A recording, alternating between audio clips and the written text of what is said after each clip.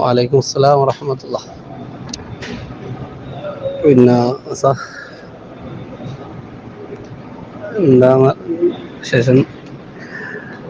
അതെ, ഹറമെന്ന് മരണപ്പെട്ടാൽ ഇവിടെ തന്നെ ഇതാക്കലാണ് നോക്കും. പിന്നെ വൈഫിന് ആഗ്രഹം ജന്നത്തുൽ മുഅല്ലയിൽ അവിടെ ഖദീജ ബീവിയിൽ കിടക്കുന്നില്ലേ, അപ്പോൾ അതുകൊണ്ട് അവിടെ ആ ഒരു ഇതിൽ കിടക്കണം എന്നായിരുന്നു ആഗ്രഹം.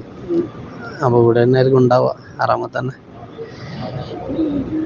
പിന്നെ അസറസ്കാരത്തോടുകൂടി ഇവിടുത്തെ ഹറമിൽ അസറസ്കാരത്തോടുകൂടി മയ്യിത്ത് നിസ്കാരം ഉണ്ടാവും. അസറസ്കാരത്തിന് മയ്യിത്ത് നിസ്കരിക്കും. കൊണ്ടുവരുന്നില്ല, അവളെ ആഗ്രഹം അതായതുകൊണ്ട്, അവളെ ആഗ്രഹിച്ചെല്ലാം നടന്നല്ല. ഇതായിട്ട് നമ്മളിനി നടത്തായിക്കാണ്ടിരിക്കുന്ന എന്തിനാ? അവളുടെ ആഗ്രഹം അവിടെ വെച്ചിട്ട് മരിക്കാനായി.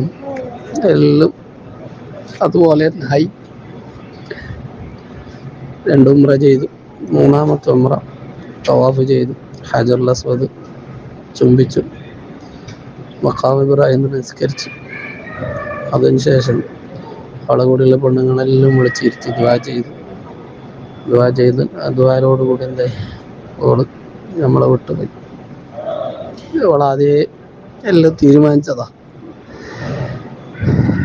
മകളോടെല്ലാം, മൂത്ത മോളോട്, അതായത് 6 വയസ്സ് ഉള്ള മോളോട് 4 വയസ്സുള്ള മോനെ കുളിക്കാൻ, അതുപോലെ അത് കുളിക്കേണ്ടത് എങ്ങനെ, കുളിച്ചു കൊടുക്കേണ്ടത് എങ്ങനെയാണെന്നെല്ലാം പഠിപ്പിച്ചു കൊടുത്ത് 2 ദിവസമായിട്ട്.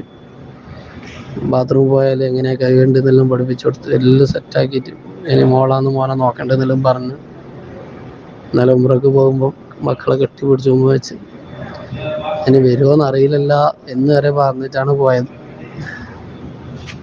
അതുകൊണ്ട് ഇവിടെ തന്നെ ആയിരിക്കും ഇൻഷാ അല്ലാഹ് നടക്കുക.